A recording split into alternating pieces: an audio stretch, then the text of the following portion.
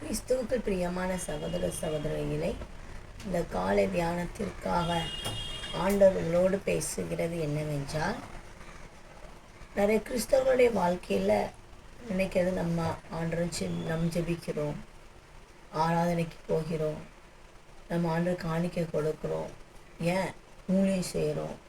நிறைய ஊழியக்காரர் கூட அவங்களுடைய வாழ்க்கையில் நினைக்கலாம், நான் எல்லாம் செய்கிறேன், நான் எல்லாத்துலேயும் கரெக்டாக இருக்கிறேன், அப்போ ஏன் என்னுடைய வாழ்க்கையில் பாடுகள் வருகிறது, ஏன் என்னுடைய வாழ்க்கையில் பிரச்சனைகள் வருகிறது அப்படின்னு உங்களுக்குள்ள ஒரு கேள்விக்குறியாக இருக்கலாம்.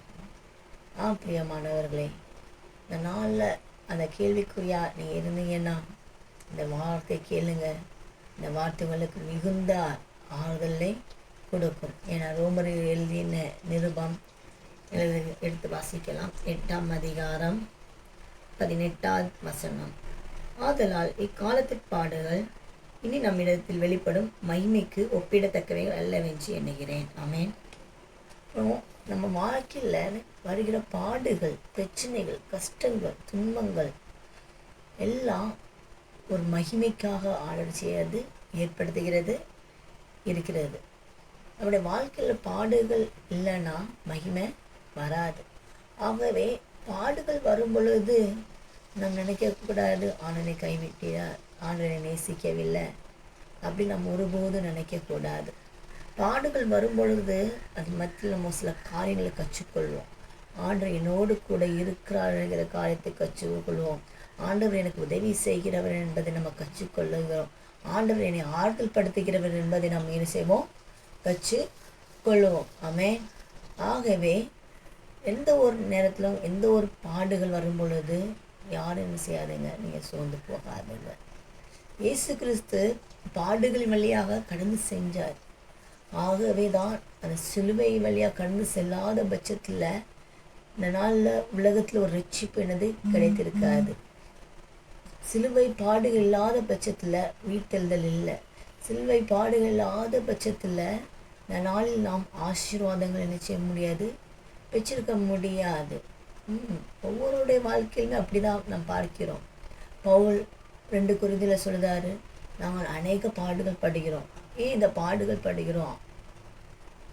உங்களுக்கு எங்களுடைய பாடுகள் நிமித்தம் மற்றவங்க என்ன செய்தாங்க, ஆறுதல் அடைகிறார்கள். நாங்கள் பாடுகள் படும் பொழுது மற்றவங்களுக்கு அது என்னது ஒரு ஆறுதலை கொடுக்கிறதா இருக்குது. மற்றவங்க அந்த பாடுகள் வழியாக போகும் பொழுது அவங்களை ஆறுதல் படுத்துவதற்காகவே ஆண்டவர் அந்த பாடுகளை எங்களுடைய வாழ்க்கையில் என்ன செய்தார், அனுமதிக்கிறார். ஆமென். ஆகவே பிரியமானவர்களே, நம்முடைய வாழ்க்கையில் எந்த ஒரு பாடுகளும் சரி, எந்த ஒரு பிரச்சனைகளும் எந்த ஒரு கஷ்டங்களும் வரும் பொழுது நம்ம சோர்ந்து போகக்கூடாது.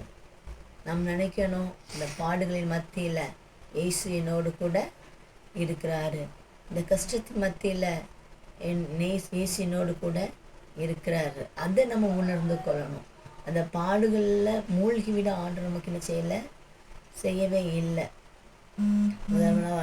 என்னுடைய வாழ்க்கையை நான் பார்க்கும் பொழுது என் சிறு வயதுலேருந்தே நிறைய பாடுகள்னு நிறைய பாடுகள் மத்தியில் நான் கடந்து செஞ்சுருக்கிறேன்.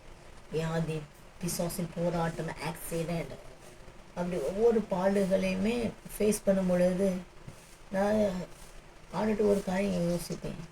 இவ்வளோ பாடுகளில் ஏற்றுக்கொள்வதை காட்டிலும் ஒரே நாளில் இறந்து போனபடி இவ்வளோ பாடுகள் என்னது கிடைக்காது ஆண்டவரே,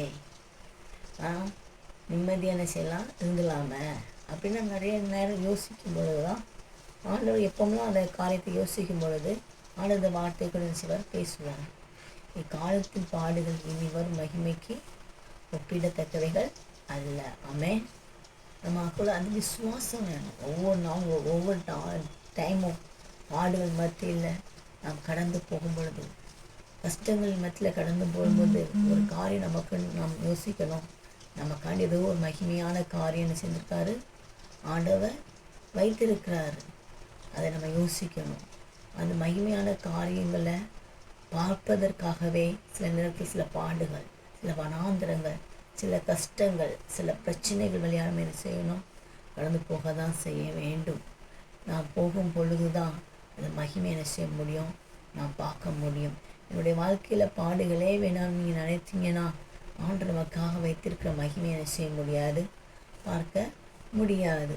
பிரியமானவர்களே, நம்முடைய வாழ்க்கையில் எவ்வளோ பிரச்சனைகள் வரட்டும், நீங்கள் சோர்ந்து போகாதுங்க. உங்களுக்குள்ள ஒரு விசுவாசம், ஏதோ ஆண்டவர் மகிமையை செய்ய போகிறார், மகிமையான காரியங்களை செய்ய போகிறார் அப்படின்னு செய்யுங்க. விசுவாசிக்க வேண்டும்.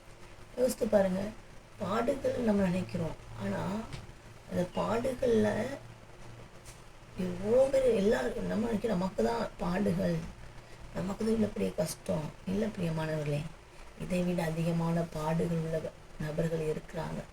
இதை விட அதிகமாக பிரச்சனைகளை ஃபேஸ் பண்ணுறவங்க இருக்கிறாங்க. ஆனால் அவங்க அந்த பிரச்சனைக்குள்ளே என்னது, அவங்களுக்கு ஒரு முடிவு கிடைக்காது. அந்த பிரச்சனையில் அந்த பாடுகள் அவங்க மாட்டிக்கொள்வாங்க. ஆனால் ஆண்டவர் அந்த பாடுகளை நம்மளை மாட்டிக்கொள்ள நினைச்ச மாட்டார், விட மாட்டார். அதான் நமக்கு அவங்களுக்கு என்னது வித்தியாசம். ஆமென்.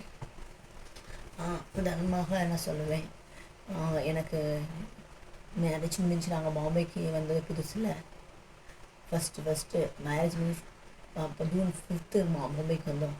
ஜூலை 22 ஒரு மாதத்துலேயே ஒரு பெரிய ஆக்சிடெண்ட். ஆக்சிடெண்ட்டில் ஹாஸ்பிட்டல் அட்மிட் ஆகி அப்போ இடுப்பெலும்பு விலகிட்டு டாக்டர் சொன்னார், உங்கள் இயேசு தான்.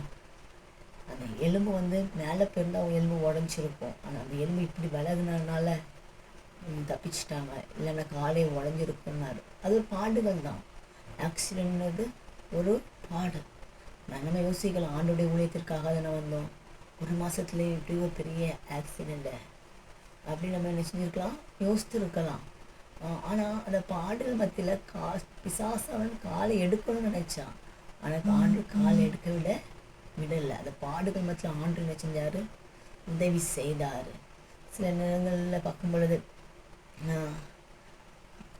நாளைக்கு ஒரு பாடு வரணும்னா அதுக்கு முன்பாகவே அதனுடைய தேவைகளை நினச்சிவார் இயேசு சந்திப்பார். நாளைக்கு ஒரு இடத்துல பிரச்சனைகள்லாம் அதுக்கு முன்னாடி ஆண்டு நினச்சிவார், கரெக்டாக நினச்சிவார், நடத்துவார். ஆண்டவர் நினைச்ச மாட்டார், கைவிடவே மாட்டார். நம்ம நினைக்கலாம் இந்த பாடுகளை சகிக்கிறதை காட்டிலும் மறிக்கிறதே நல்லது நம்ம நினைக்கலாம். இல்லை பிரியமானவர்களே, நீங்கள் மறிக்கிறது இயேசுக்கு சுத்தமாக இருந்தால் ஆண்டவர் என்றைக்கும் நம்மளோட உயிரை எடுத்திருப்பார். ஆனால் மறிக்கிறது அவருடைய சித்தம் இல்லை.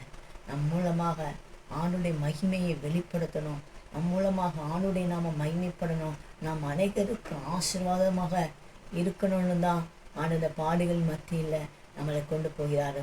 ஒவ்வொரு பாடுகள் மத்தியிலும் இயேசு சொல்றாரு, நான் உன்னோடு கூட இருக்கேன், நான் உன்னை கைவிட மாட்டேன்னு அவர் நம்மளை உணர்த்துவார். நாம் நினைக்கலாம் பிசாசு நம்மளை ஏதோ ஒரு வித்தியாசமான ஒரு பிரச்சனைக்குள்ளே கொண்டு போகலாம். ஆனால் இயேசு அந்த பிரச்சனைக்குள்ளே விடாமல் நம்மளை அந்த பாடுகளிலிருந்து நினைச்சிடாரு, நம்மளை காப்பாற்றுகிறாரு. பிசாசு எந்த அளவுக்கு நம்மளை பாடுகள் கொடுக்குறானோ அந்த அளவுக்கு இயேசு நமக்கு ஒரு மகிமையான காரியத்தை செஞ்சிருக்கிறாரு, வைத்திருக்கிறாரு. ஆகவே நம்ம பாடுகளை பார்த்து பிரச்சனைகளை பார்த்து நம்ம ஒருபோதும் என்ன செஞ்சிடக்கூடாது, சோர்ந்து போகக்கூடாது, முன்னேறி கொண்டு போக வேண்டும். யோசிக்கணும், இது ஒரு சின்ன பிரச்சனை தான், இது ஒரு சின்ன பிரச்சனை தான், இதை விட பயங்கரமான பிரச்சனைக்குள்ளே கொண்டு போக இயேசு என்ன செய்யலைன்னு அனுமதிக்கலை. இதே வேண்ட பயங்கரமான ஒரு சிச்சுவேஷனுக்குள்ளே போக ஆண்டு எனக்கு அனுமதிக்கலைன்னு அந்த நினைத்து நம்ம ஆண்டுக்கு துதித்து கொண்டே இருக்கணும், ஆண்டுக்கு நன்றி செலுத்தி கொண்டே இருக்கணும். யோசித்து பாருங்கள், சின்ன பிரச்சனை ஒரு சில பாடுகள் சின்ன பிரச்சனையிலே முடிந்து போய்விட்டது. இதை விட ஒரு பெரிய பிரச்சனை வந்திருந்தா எப்படி இருக்கும் யோசித்து பாருங்க, யோசித்து பாருங்க. ஆனால் அந்த பிரச்சனைக்குள்ளே போக ஆண்டு நினைச்சல அனுமதிக்கலை. அதற்காக நம்ம எப்பொழுதுமே நினைச்சணும், ஆண்டவருக்கு நன்றி உள்ளவர்களாக இருக்கணும், அவனுக்கு நன்றி செலுத்தணும். நம்ம கவலைப்படக்கூடாது, சோர்ந்து போடக்கூடாது. ஏன் இந்த பாடு வந்துச்சு, ஏன் இந்த பிரச்சனை வந்துச்சு, ஏன் இந்த கஷ்டம் வந்துச்சு, ஏன் நம்ம யோசிக்கக்கூடாது. பிசாசு கொண்டு வருவான், ஆனால் ஆண்டவர் அந்த பாடுகளில் நம்ம கீழே விழ தர மாட்டார். ஆனால் அந்த பாடுகள் மத்தியில் நமக்கு ஒரு மகிமையை நினைச்சுவார், தருவார். நம்ம எல்லாரும் ஜெபிக்கலாமா? நேசிப்பவரை பரலோக தேவனே, இந்த வார்த்தையை காலையில் கேட்குற ஒவ்வொரு பிள்ளைகளுடைய வாழ்க்கையிலையும் நீங்கள் கிரியை செய்வீராக. நீங்கள் சொல்லியிருக்கீங்கப்பா, இக்காலத்து பாடுகள் இனி வரும் மகிமைக்கு ஒப்பிடத்தக்கவைகள் அல்லண்டு. நாங்கள் பாடுகளின் மத்தியில் கடந்து பொழுது இந்த வார்த்தை எங்களுக்கு நினைவுபடுத்துவீராக.